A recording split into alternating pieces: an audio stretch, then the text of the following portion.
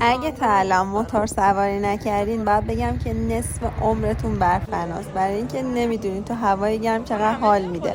بعدش با آتنا رفتیم لمیز، متاسفانه لته آرتمون رو خراب کرده بود دیگه، تصمیم گرفتیم که خودمون یه مدلی بدیم بهش.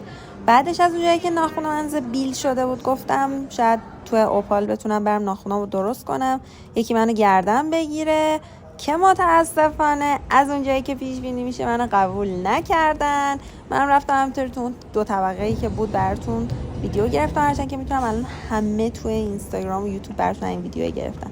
بعدش رفتم هایپر و نون خریدم، بعدش هم یکی منو گردن گرفت، یه سبز خوشگل زدم که تا الان نزده بودم.